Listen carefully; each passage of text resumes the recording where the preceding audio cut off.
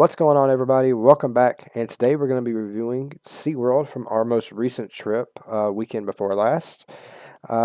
We took a trip to Seaworld and located in San Antonio, Texas, which is about an hour and a half south of Austin, Texas. We're going to do a complete breakdown of the full park review, all the pros, cons, tips that you should and shouldn't do while you're at the park. So without any further ado, let's get into it.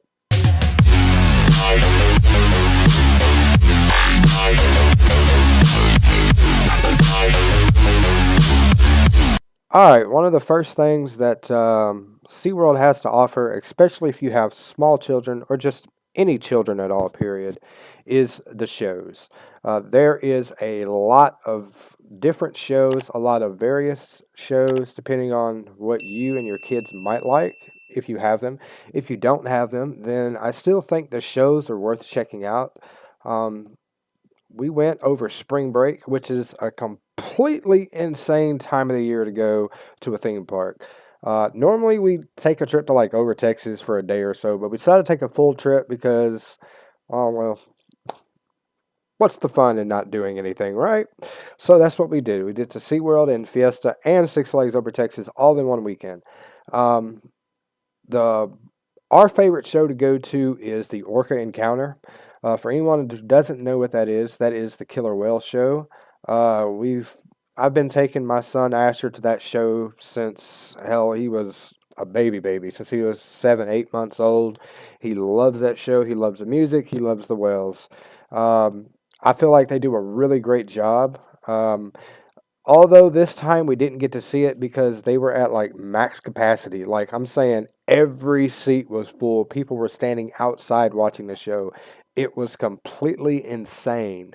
Like I had never seen that place that packed. So we was like, well, we're not going to watch the show from standing up outside when we can't see anything. It's just kind of pointless. So we was like, hey, let's go to Ocean Discovery, which is like different various dolphins and beluga whales show there. It's located over there like you're going towards right right by the kid area, and then you kind of hang a left and it'll be right there. If you go there around Christmas time, it's right over there by where all those the magical Christmas tree is, the one that does the projections and stuff. It's right over there next to it. You can't miss it. It'll say Ocean Discovery. Just follow the crowd of people. If you go around at times and it's a busy time of the year, they'll all be going to the same place. We got there about 15 or 20 minutes early, and then about 15 or 20 minutes after we got there, it was full to max capacity. So that's how that's how crazy it was on that day. We actually ended up leaving the park early after we rode everything and did everything because it was just too crowded to do everything. And we had the quick queue, which is kind of a skip the line thing. So we'll talk about that here in a little bit. But they also have Sea Lion High, which is a sea lion show, which is over there at the beginning and entrance of the park. I haven't actually seen that, but one of my friends has seen it. It says really cool. It's kind of a mediocre show. But over there next to the sea lion show, they have the sea lion viewing where you can feed the different sea lions. I think it's like $5 for a bucket of like, well, not a bucket, like a tray of 4 or 5 of these little fish that you can throw out there. Asher loves doing that because it's not like feeding the whales when he was smaller. He couldn't throw it over the thing. He could just toss it in there. And then you get to watch him fight over it. It's pretty cool. And they do have the Sesame Street shows there that are coming in around where you can go and meet the different characters. If it's not crazy busy like it was at spring break, they usually show up in the photo booth at the tail end of the kid area right there by Rosetta's. I'm probably not saying it right, but it's that pizza buffet place right there on the corner. And there'll be a photo booth. Like if you're leaving Rosetta's coming around the corner and you were going into the kid area, there'd be a photo booth right there to the right. So you can't miss it because you'll see a line and a character sitting right there.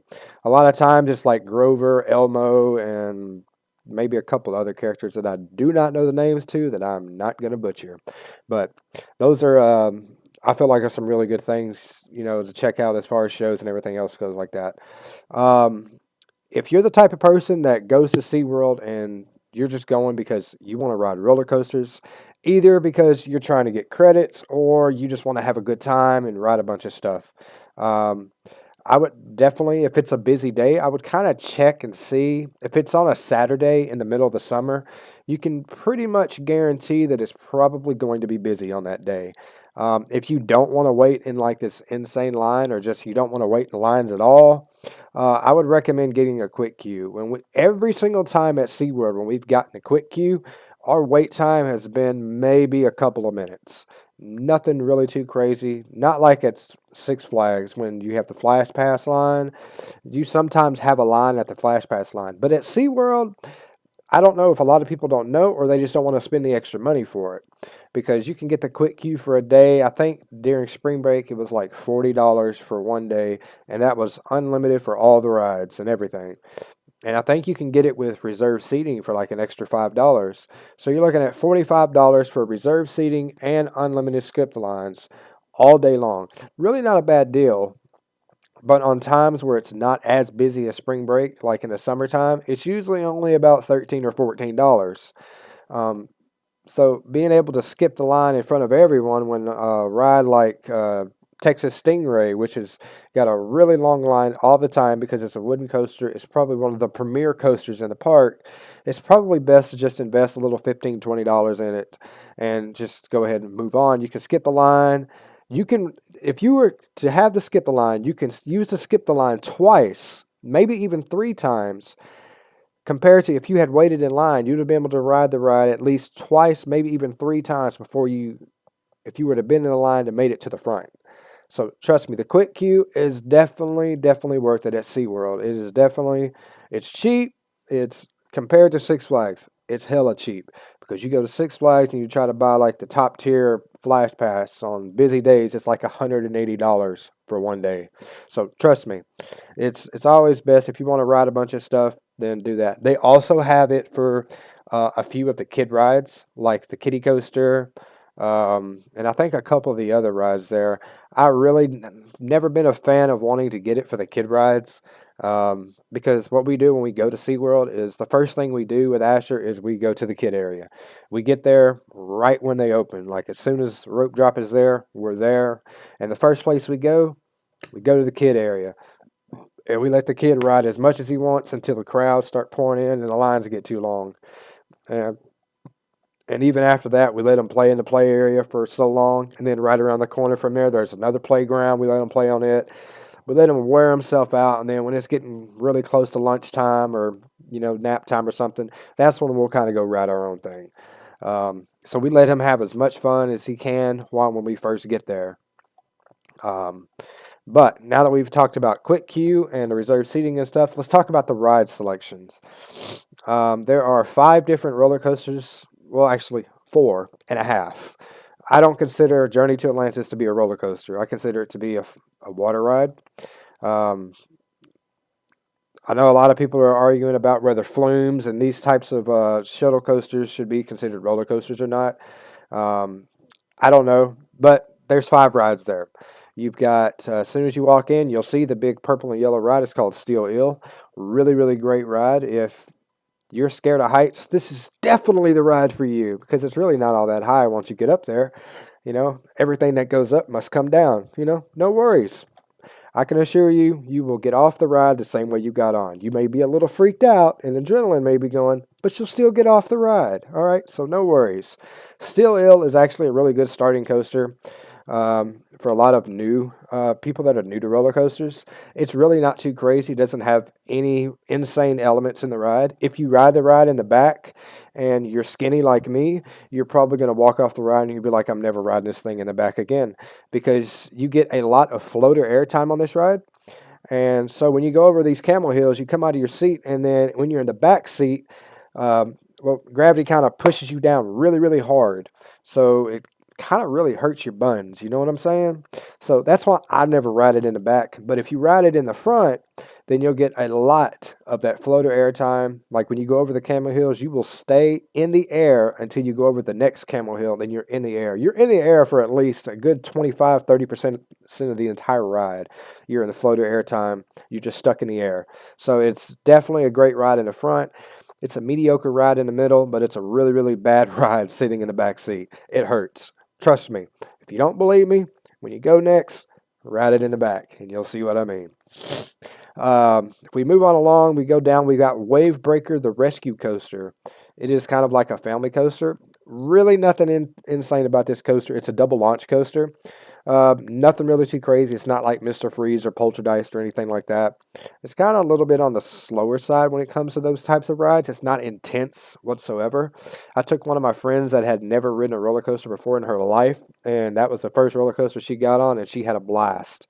So that should tell you right there, even though it does go a little bit on the high side, maybe getting up to about 80 to 96 feet in the air, it's really nothing too crazy and nothing really to be intimidated by. It's a really fun ride and definitely something worth checking out, especially if you have these younger children as well. So, moving along, we have the next ride is a B&M clone, which is kind of like Batman the Ride clone. It is called Great White.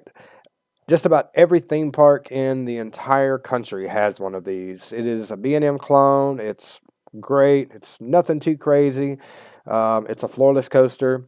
So if you've been to any Six Flags park ever across the country, with the exception of maybe Frontier City, I think just about every one of these parks has one of these rides.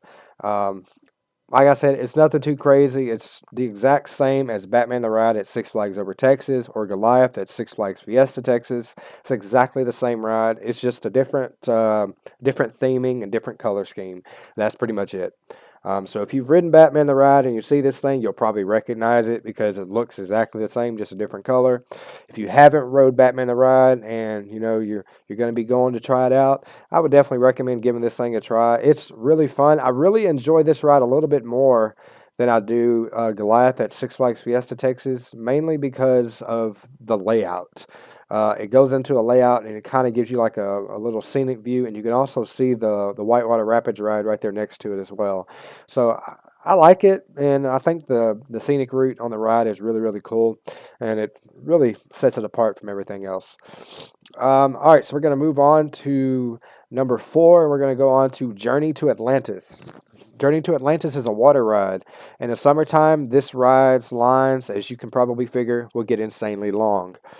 It will get about as long as the Whitewater Rapids ride, which is not considered a roller coaster, but it's just like Whitewater Rapids is just like Roaring Rapids at Over Texas, or like the Gully Washer at Fiesta Texas. Just a different outlook. Journey to Atlantis is pretty cool. You go straight up, then it does a 180-degree turn, drops you off backwards, does another 180-degree turn, and you take a drop and a big splash at the end. If you're one of those types of people that really don't like to get wet in the summer, I don't know. There are people that are like that. I'm not saying it, and you're one of these, this probably is just the ride for you, because if you sit in the middle part of the train, you're unlikely to get wet, and if you do, it's going to be a little bit. If you really are just hot and you want to cool off, then sit in the front or the back. The front usually gets drenched. In the back, we get moderately wet, not as much. But if you really just want to get drenched, soaking wet, just sit in the front. If you just want to kind of chill and enjoy the ride, sit in the middle. You'll get a little bit wet, but nothing really too crazy. And the final ride is Texas Stingray. This is the premier roller coaster in the park. It is a wooden coaster. I love this thing. This thing, when it gets going, like if you ride this thing in the middle towards the end of the day, especially in the summertime, man, once this thing gets going, this thing will frickin' haul. And it will make those turns, and it will give you ejector air time on these turns, and it just moves really, really fast through the elements. Each one of these rides gives you an opportunity to get your pictures made, with the exception of Great White.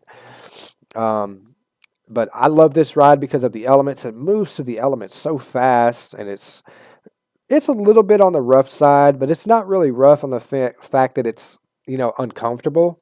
There is no seatbelt on this ride. It's just strictly lap bar, but it does hold under the rule of being under 100 feet tall to be able to adhere to that. So no worries there. Really fun ride. First drop is very unique. You go up the lift hill, then you make a half right bank turn, and you go down the first drop that way. And then that's when they snap your picture. So make sure to put your fingers up and smile for the camera. Great ride. Always love this ride. I have to ride this thing every single time I go because it's just so much fun. That one, and I think I ride Steel Eel. Only the reason I ride Steel Eel when I go is because usually that side of the park is open before the other side of the park is open. So that's why we usually do kid stuff. And if the kid's not there with me when I go, then we'll just bin ride Steel Eel because nobody wants to ride it because everybody's in the kid area. So that's just something there. Food wise, SeaWorld has a lot of good food. Like right now, they have a food festival going on right now during the spring, so it works out really great. But we'd like to check out the all-you-can-eat buffet right there outside of the kid area. I will warn you about this place. I had said something previously about this. The food at this restaurant is really not all that great. Okay, I'm just going to be honest with you. It's really not all that great, but you can eat as much as you want. So, but it's only like, I think with our discount, I think we paid like $15 a person. For me, my friend, and both boys, it was like $32. But the two boys ate for free because they were 2 years old. So we paid like $32 for two adults, and all you can eat pizza, salad, all kinds of stuff. They have dessert pizza there and stuff too, cheese sticks, a whole bunch of stuff. So if you got kids that just absolutely love pizza, like mine, this is definitely a great place for them because even though the pizza's bad, they're not going to care. They're just going to know that it's pizza. And then you can just kind of grit your teeth for it and, like, oh, well, this is what you wanted. It's the sacrifices that parents make for their children. So this is what you do. So it's a really good place to eat. A couple other places I like to eat is kind of like the big restaurant just right across the way from the Orca Encounter. It's like a big barbecue place, and they have like barbecue chicken and beef, and oh man, they got a whole bunch of stuff. Now that place is great. Their food there is amazing. They have like the greatest waffle fries. It is awesome. So seafood. Listen to me. SeaWorld has some great food. If only they had seafood. Yeah, there we go. So that's as far as this, that's all I can say about the food. I mean, the food is great. The drinks there, you can. I think you have to pay for sodas. It's not like most theme parks where you can get like a cup and you don't have to pay for anything. And if there is, then please let me know in the comments so that way I can go invest in one. Because every time I go, I pull out my SeaWorld cup and I just fill it up with water so that way they don't try to charge me however much it costs for a soda. So there is that. I would definitely recommend in the summertime, definitely staying hydrated because it can get kind of hot in the summer, really hot. So definitely keep that in mind. If I had to rank this park, I'd probably rank this thing about an 8 out of 10. The one thing that I can say about this park during spring break weekend was something that really caught me off guard was the way the operations in the parks towards the rides ran. As soon as somebody was sitting down, and it was only a couple of minutes with them checking everybody, and then the ride was going.